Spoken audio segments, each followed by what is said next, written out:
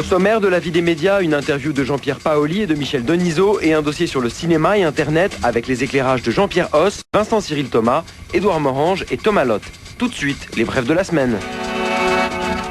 Comme ambassadeur d'un jeu vidéo consacré au football brésilien, l'agence Young & Rubicam avait-elle d'autres choix que Ronaldo?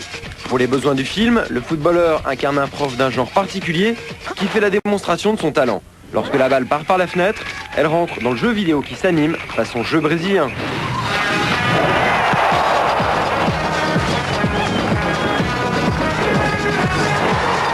En levant 130 millions de francs, Canal Web Télévision sur Internet a plus que doublé ses attentes, ce qui lui permet d'envisager sereinement son entrée en bourse fin 2000.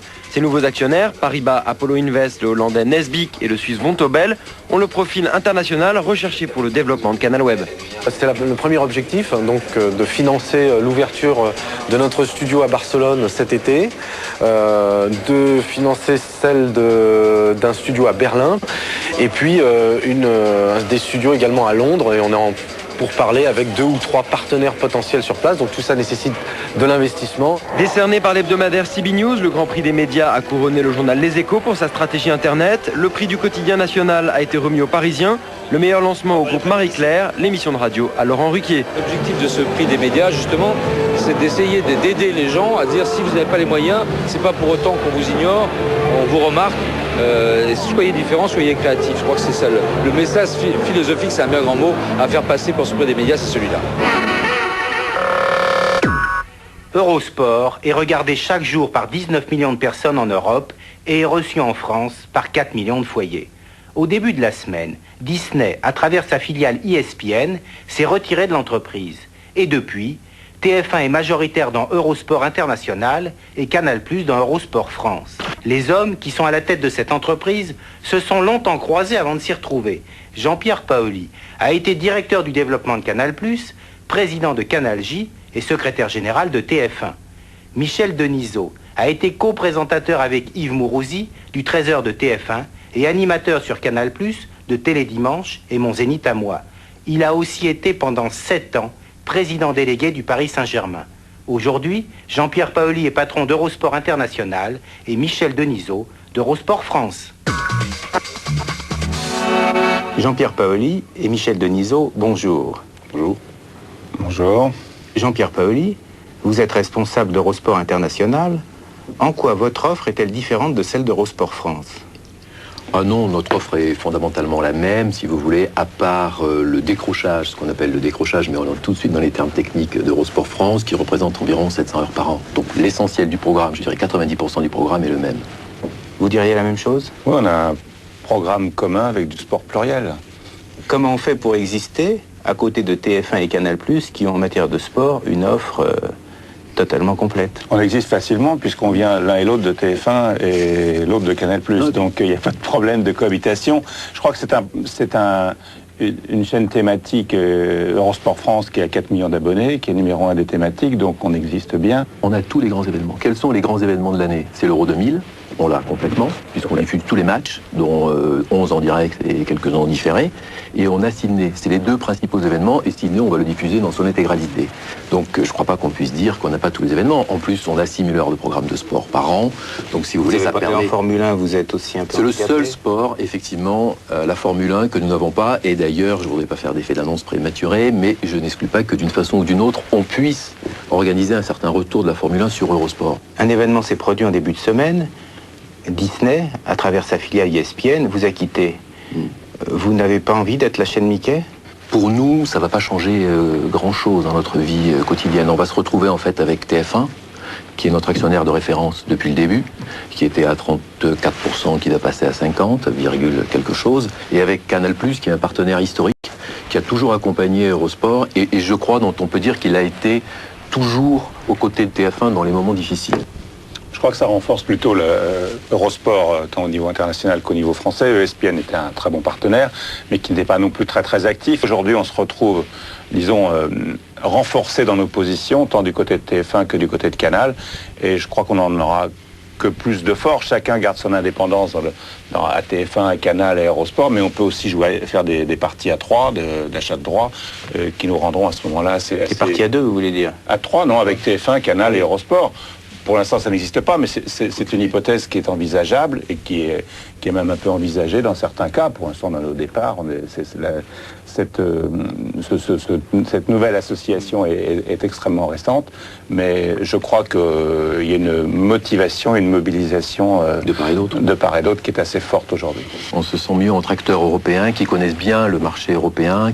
ESPN était quand même un peu loin de ce marché et en fait a compris un jour qu'ils ne prendraient pas le contrôle d'Eurosport et qu'ils ne pourraient pas exposer leur marque. Et le jour où ils ont compris ça, ils ont décidé de sortir. C'était plus ou moins prévisible.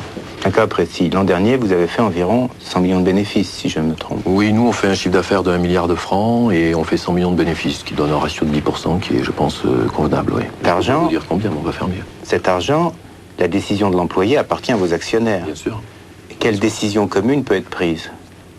Ça, il faudra le demander aux actionnaires. Nous, si vous voulez, on a un certain nombre de projets sur lesquels on travaille actuellement. Il y en a un qui fait déjà l'objet d'un accord de principe de nos actionnaires, c'est le lancement d'Eurosport News. Parce qu'on sait très bien que Canal soutient ce projet, TF1 soutient ce projet, donc c'est une chaîne qui va être lancée en septembre et qui va apporter un complément utile, en fait, à Eurosport. Parce que c'est un point sur lequel je veux insister. Aujourd'hui, on est dans une situation assez exceptionnelle. On est diffusé dans 90 millions de foyers en Europe, on est reçu dans 90 millions de foyers en Europe, on est présent dans 45 pays en Europe. C'est un peu l'équivalent d'ESPN aux États-Unis en termes de diffusion. On ne peut pas faire mieux en termes d'expansion géographique. Mais il faut penser au développement. Parce qu'on voit apparaître partout des plateformes numériques où il y a des offres sportives multiples. Mais il faut aussi penser à d'autres formes de développement. Et nous, on insiste particulièrement, et je sais que Canal+ le fait aussi, sur tous les développements Internet. Et il y aura des complémentarités sur lesquelles on travaillera tout le temps entre Eurosport, Eurosport News et notre site internet, eurosport.com, qui est aujourd'hui le premier site en Europe. Est-ce que vous soutenez Eurosport News ? À 100%, bien sûr. Simplement sur le site internet, aujourd'hui, il y a deux projets. Il y a un projet Eurosport International, un projet Eurosport France. Donc, évidemment, le bon sens voudrait qu'il y ait un rapprochement et une fusion. On n'en est pas encore là, mais disons que les deux projets sont déjà solides. Comment Eurosport va-t-il encore pouvoir continuer à exister face à la concurrence de réseaux de sites sportifs américains comme Sportsline ou Sport Internet ? Pour moi, si vous voulez, on a un certain nombre d'atouts. D'abord, on a la marque, qui est extrêmement connu et qui est un support promotionnel évident. Deuxièmement, on a le réseau. Et ça, c'est fondamental parce que ça nous permet d'être présents partout en Europe. Et troisièmement, on a le soutien de l'outil télévision. Donc ça, c'est extrêmement important et donc je pense que nous sommes bien équipés pour résister. Mais il faudra investir beaucoup d'argent. Est-ce que ce n'est pas une contradiction que l'un soit plutôt tenté d'avoir des rentrées financières avec des abonnés et l'autre avec de la publicité ? Non, complémentarité, au contraire. Tout à fait. Ouais. Jean-Pierre Paoli et Michel Denisot, je vous remercie. Merci. La bande-annonce du Seigneur des Anneaux a été téléchargée sur le net par 17 millions de personnes dans le monde, ce qui prouve que les internautes sont techniquement capables de le faire et que toute l'économie du cinéma et de la télévision va s'en trouver bouleversée. Le dernier festival de Cannes 2000 n'a pas été touché par la vague Internet. Pas encore, mais l'an prochain, tout sera différent. La vague de fond qui a bouleversé l'industrie phonographique avec les fichiers MP3 pourrait déferler pour les programmes de télévision et de cinéma sur Internet. Demain, pas aujourd'hui, il faut encore quelques progrès, mais ça vient très vite. Et il faut un taux d'équipement suffisant aussi, en matériel performant. On pourra avoir, avec une bonne qualité d'image, des films courts et longs métrages sur Internet. Des serveurs pirates mettent déjà à disposition des internautes des œuvres illégalement copiées, même si elles n'ont qu'une durée de vie très limitée. Chansons, séries, films, tous les internautes le savent, la difficulté principale, c'est de les dénicher sur la toile. Une fois la source tarie, il faut repartir à nouveau en quête d'un autre serveur. Et à la longue, le surfeur peut se lasser. Certains proposent des logiciels d'échange de fichiers audio et vidéo entre internautes. En tapant Napster, on télécharge un logiciel miracle qui ouvre les portes d'une discothèque entièrement composée de fichiers MP3 riches de plus d'1 million de titres. De la même manière, sur Hotline ou Caracho, on a accès à des milliers de séries télévisées et de films gratuits, reproduits illicitement. Scream 3 est proposé sur le net en même temps que sa sortie en salle. Pour les distributeurs, les producteurs et les artistes, c'est un véritable cauchemar et beaucoup se voilent les yeux. Internet aujourd'hui, c'est ce qu'on appelle un protocole, c'est l'Internet Protocol, c'est le IP, et ça a accès justement à votre télévision, à votre téléphone, à votre ordinateur. Donc en gros, Internet, c'est un canal, c'est comme une antenne pour la télévision, c'est pas un média. Après, le web est un média. Là, le web, oui, peut diffuser du court-métrage, du long-métrage, ce que vous voulez. Mais ce qui est intéressant de savoir, c'est ce qu'on va diffuser finalement maintenant en salle de cinéma.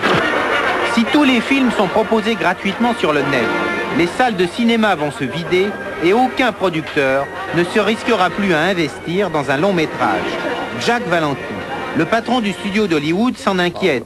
4 millions de foyers américains sont équipés du haut débit et peuvent recevoir des films en excellente qualité. Et Valenti réclame une alliance de tous les pays pour lutter contre la piraterie et mettre en place une protection juridique universelle des producteurs et des auteurs. À ce moment-là, les films seront vendus en paiement à la séance sur Internet. Le monde de la télévision et du cinéma est en sursis, car le cinéphile est encore découragé par le temps de chargement des films. Le film Matrix nécessite en effet 6 heures de connexion avec un modem ADSL ou câble pour son téléchargement. C'est long, mais la qualité de l'image et du son est supérieure à une cassette VHS.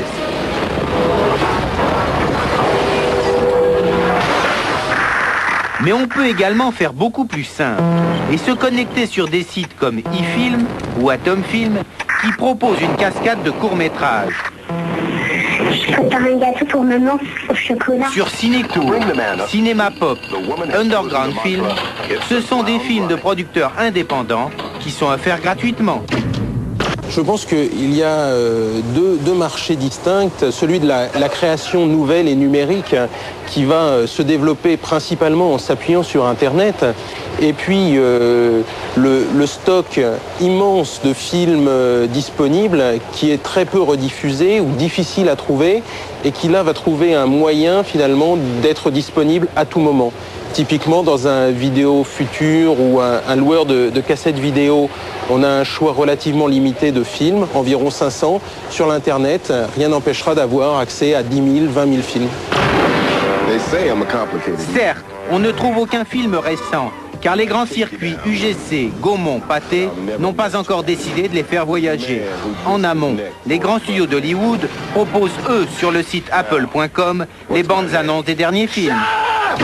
Ce qu'on a constaté par exemple avec Star Wars, c'est que plus de la moitié des gens avaient, c'est-à-dire sur les 30 millions de personnes qui ont regardé sur Internet la bande-annonce de Star Wars, qui était en exclusivité sur le site Apple, ce qu'on a vu, c'est que plus de la moitié l'ont diffusé avec des fichiers qui faisaient plus de 15 mégabits. Donc c'est d'importants fichiers. Donc tout ça pour dire que le phénomène est en train de prendre. Il y a encore des petits problèmes techniques, mais c'est lancé, c'est parti.